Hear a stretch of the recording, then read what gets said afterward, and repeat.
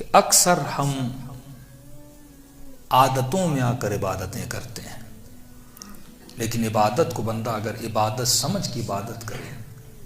دیکھیے میں چھوٹی سی مثال جوانوں کو دی تھی کہ یہی نماز ہے نا، کہ جنگ صفین میں مختلف جنگوں میں جب مولا نے مصلی بچھا دیا تو لوگوں نے کہا یا علی یہ میدان جنگ ہے، میدان نماز نہیں ہے. تو امام نے فرمایا اسی نماز کو بچانے کے لیے علی جنگ لڑ رہا ہے. قرآن میں ایک بھی آیت اقرأ الصلاۃ نہیں ہے، نماز پڑھ نہیں، نماز کو قائم کر. قیام الصلاۃ یعنی ہر حال میں نماز قائم ہو.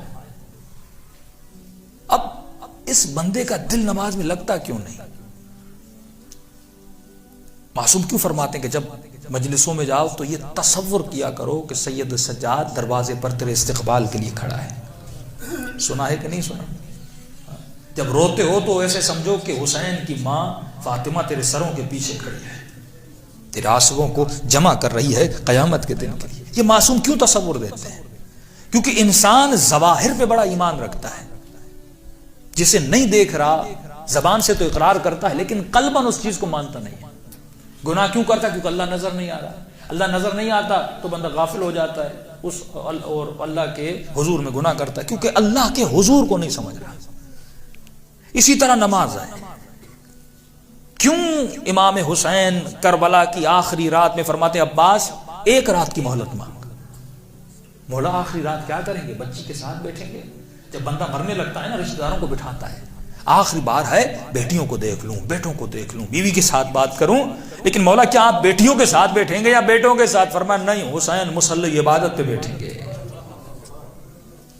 کہ لشکر یزید کہتا جس طرح شہد کے چھتے سے آواز آتی ہے اسی طرح حسین کی تسبیح کی آواز آ رہی تھی. ایسی تسبیح کیوں؟ یہ لگاؤ جو اہل بیت کو ہے میرے دل میں کیوں نہیں؟ کیونکہ میں نے ابھی تک غیب پر وہ یقین کامل نہیں لایا. تو میں نے ایک چھوٹی سی مثال دی تھی. میں نے کہا یہ بتاؤ اگر تجھے کہا جائے کہ ڈیلی 10 منٹ کے لیے امام حسین آ رہے ہیں اور تجھے حسین سے ملاقات کرنی،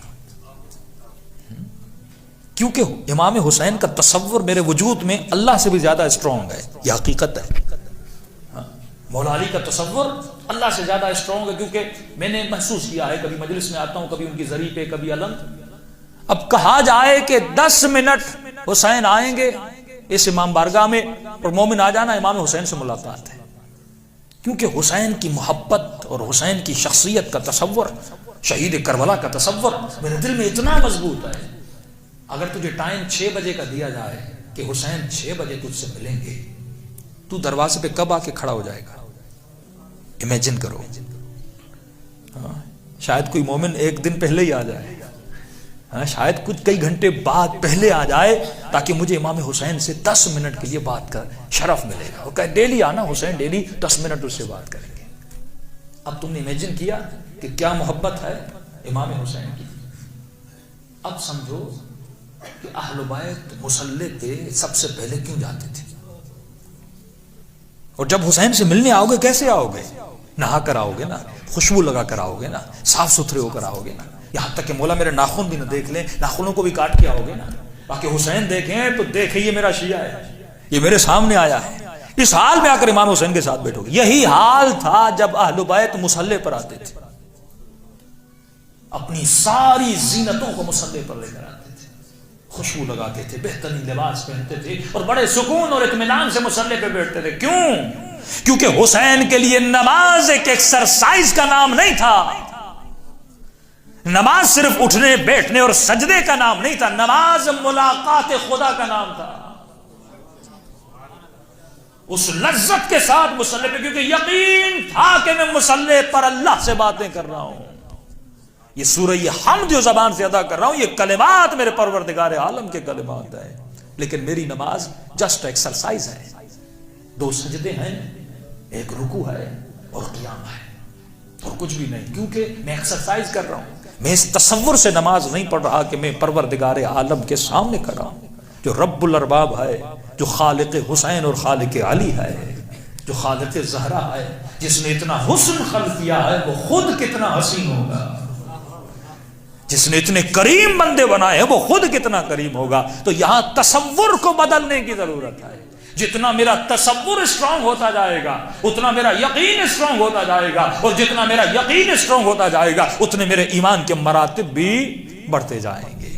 تو فرما آ کربلا کے میدان میں ذرا حسین کی نماز کو دیکھ, آ زندان شام میں سیدہ زینب کی نماز کو دیکھ. یہ شخص کہتا ہے میں نے حسین کو اکبر کا لاشا اٹھاتے ہوئے دیکھا. میں نے جب عباس کے بازو کٹے ہوئے اٹھاتے ہوئے دیکھے تو ایسے لگ رہا تھا جس کے واقعہ اس کی کمر ٹوٹ گئی ہے.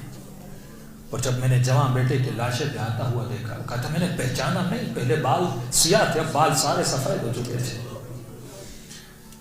لیکن کہتا ہے جب گودی قتل گاہ میں گیا اور حسین کا سر سجدے میں جا رہا تھا, اب مجھے چہرے پر ایسی رونق نظر آئی کہ لگ ہی نہیں رہا تھا یہ وہی ہے جس نے بیٹے کا لاشا اٹھایا تھا, یہ وہی ہے جس نے بھائی کے کٹے ہوئے بازو اٹھائے تھے اور سجدے میں جا کر یہ جملے کہے رضن برضا و تسلیما لامرہ.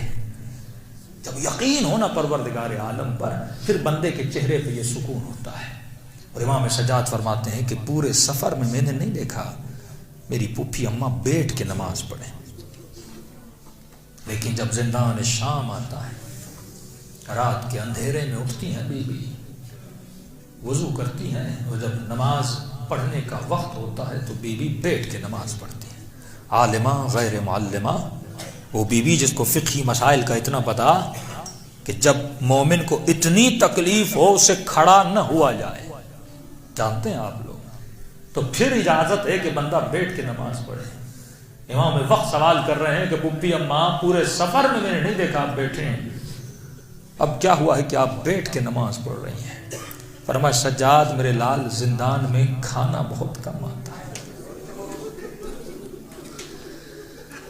میں سارا کھانا بچوں میں تقسیم کر دیتی ہوں, اب زینب کے بدن میں طاقت نہیں ہے, یعنی بی بی کھڑی بھی نہیں ہو سکتی, اور اس بی بی کو 8 گھنٹے شرابی کی دربار میں کھڑا رکھا جائے. ایک بہت بڑی آئیڈیالوجی اور سسٹم کے لیے اہل بیت نے قربانی دی. سوال یہ ہے اس نظام میں علی اور نظام میں زینب کو میں نے کتنا بچایا. کہا مومن حسین کی مجلس میں اس سفرہ حسین سے تھوڑا نور اور معرفت لے کر جا. امام فرماتے جوان سے پوچھو زندگی کیسے گزری, کہے گا خواب کی طرح. بوڑھے سے پوچھو زندگی کیسے گزری, کہے گا خواب کی طرح. فرمایا قیامت کے دن ہر آنکھ روئے گی, اور ان خوابوں والی زندگی کے لیے اپنی ابدی زندگی کو تباہ نہ کرنا. کہ مولا ہر آنکھ روئے گی, کہ ہر آنکھ روئے گی. یوم الحسر, حسرت کا دن ہے, 2 آنکھیں نہیں روئیں گی. ایک آنکھ وہ جو حسین پہ روئے,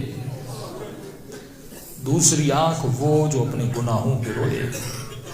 واللہ دونوں آنکھیں اہل بیت نے آپ کو عطا کی ہیں. کہ اے مومن جب آنکھوں میں آنسو آئیں سب سے پہلے اپنے گناہوں پہ رویا کر, کیونکہ جب تک خود کو خالص نہیں بنائے گا تو نظام براءت میں داخل نہیں ہو سکتا. چوتھے امام فرماتے ہیں کثرت سے میرے بابا حسین کو سلام کرو. کہ مولا اتنی تاکید کیوں کرتے ہیں کہ حسین کو سلام کریں؟ فرمایا کیونکہ عاشورہ کے دن میرا بابا ترس گیا تھا کہ کوئی میرے بابا کو سلام کرے. تعجب سے کم مولا اتنے مسلمان تھے, مسلمان کیا مسلمان کو سلام نہیں کرتا؟ کہا کرتا ہے, لیکن میرے بابا کو کسی نے مسلمان سمجھا نہیں تھا. کہ تیرے سلام سے میرے حسین کو ٹھنڈک ملتی.